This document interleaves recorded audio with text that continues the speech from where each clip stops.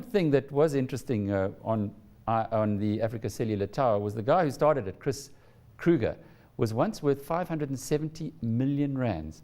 It's bad enough to lose it, but when you lose that much, ouch. Well, South Africa's June Consumer Price Index slowed to 5.5% year on year. Joining us now to explain more about the number, which came out at the bottom of economists' range, is Mamelo Matinka, an economist from Rand Merchant Bank. Lindsay, I'll kick off here, and Mamelo, maybe you can tell us, the economists were looking at between 5.5 and 5.9%. Were you surprised? We were positively surprised, given that we were expecting inflation to print at 5.7%. I think the upper end of that forecast range was we are 5.7%, the upper end was 5.8%. So again, this is reflective of weak domestic demand. But what was interesting, or what has been interesting to see, is that over the past 12 months, inflation has been relatively well behaved, sitting between 6% and 5.5%, despite the fact that the rand has weakened by about 20%. Mamelo, it seems to me this is a worldwide phenomenon. As you say, quite rightly, the rand has been the inflation rate has been relatively well behaved, but the rand has been very badly behaved. In the last year, it's gone from 8 to 10, let's call it that, with a few bits and pieces on the outside. In the United States of America, suddenly Ben Bernanke, the chairman of the US Federal Reserve, is saying, sort of in a veiled way, that he's worried about deflation rather than inflation. But of course, over the years, people have been talking about hyperinflation because of this massive surge of money supply, etc. What has gone wrong for inflation?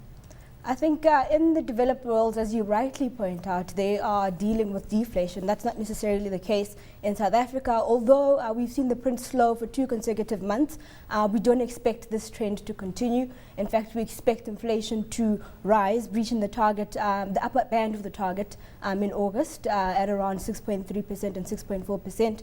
And look, this is obviously due to domestic specific factors.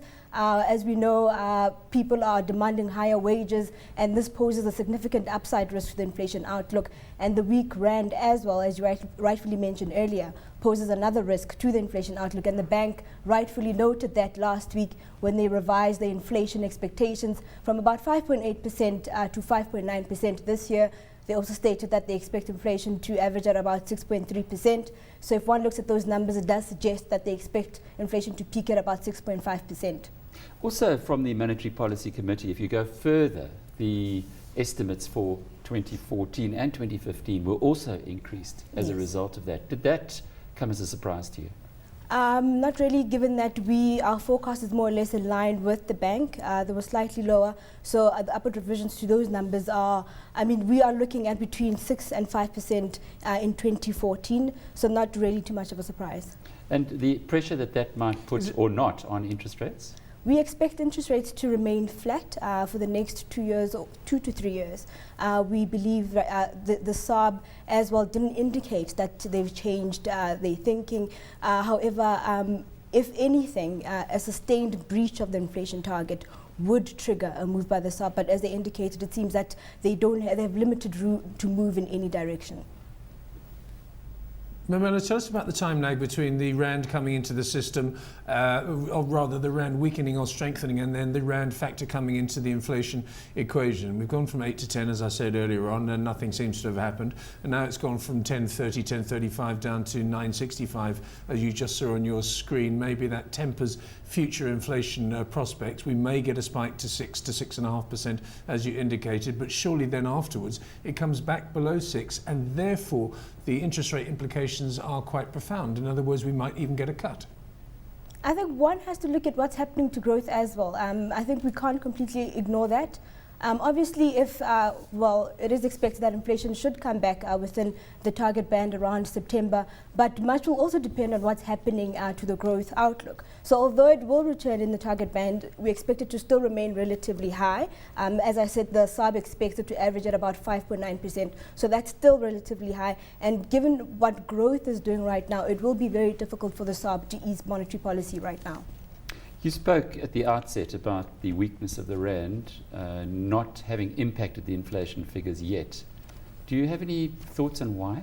Okay, so one has to look at, stepping back and just looking at what's happening right now. FX pass-through, when the economy is weak, is different from when the economy is doing relatively well. So the impact or the shock of the rand, we're seeing that in the petrol prices. So as we all know, we expect petrol prices to go up by 84 cents now in July, and to go up by another 32 cents in August. So in a weak economy, it's very difficult for the pass-through to be as strong. So what we're seeing now is that consumer spending is slowing, and it's also becoming very difficult for retailers to pass on higher costs to the consumer. So you would see all of those in the durable space as well as the non-durable goods, but we're not seeing that now because of the state of the economy. It's almost as a matter that we want to see a higher inflation rate. I mean, our 6%, our 5.5%, 6% is the US's 2 to 2.5%, and the European 1.5 to 2% potentially. It would be nice, almost a nice problem to have, if we started to break above that 6% level, because then that would show that there was demand in the economy.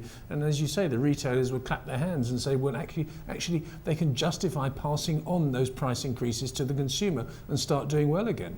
I don't think a breach of the target necessarily implies that demand is doing well. One would have to look at what's happening to goods inflation as well as services inflation. So the services component accounts for about 50% of the inflation basket, and that's at about 7%, whereas goods inflation remained relatively flat. So we saw semi-durables contracted this month, so it doesn't necessarily mean that demand is doing well. It could be driven by that services component, which is largely administered prices. So I think a breach does not necessarily indicate that the economy is doing well or demand is picking up. Mamela, I'm having a look at my notes from the Monetary Policy Committee, and there was quite a lot of meat in that, particularly the way that the bond market has been reacting lately. You obviously follow what Jill Marcus says very carefully. What were the highlights or lowlights, perhaps, of what she was talking about? I think the governor rightfully indicated that the bank is struggling with balancing weak economic growth as well as inflation.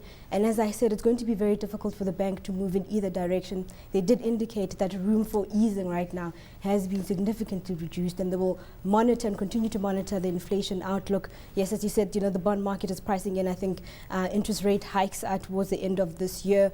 But one has to be very cautious when looking at the bond markets.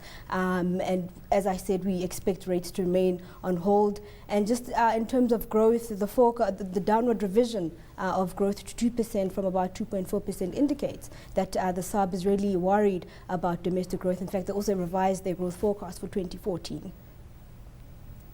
Just a very quick one, Mamela, and this is an old argument, but it's quite a relevant one, I think. There are different types of CPIs. My CPI is different to yours and different to Alex and different to the person that is living in rural South Africa. Do you think that this is representative of what's going on? Because some people say 5.5%, absolute nonsense. That's true. I think one would, the CPI is composed of goods and services, and obviously the 5.5% is an aggregate of the full basket, so it's not reflective of every individual in South Africa. I think for the average person, one would have to perhaps look at administered prices, because they spend more of their money on your transport costs, electricity costs, and so on. So of course it's not representative of the whole of South Africa, but it does give us a good measure of where prices are heading.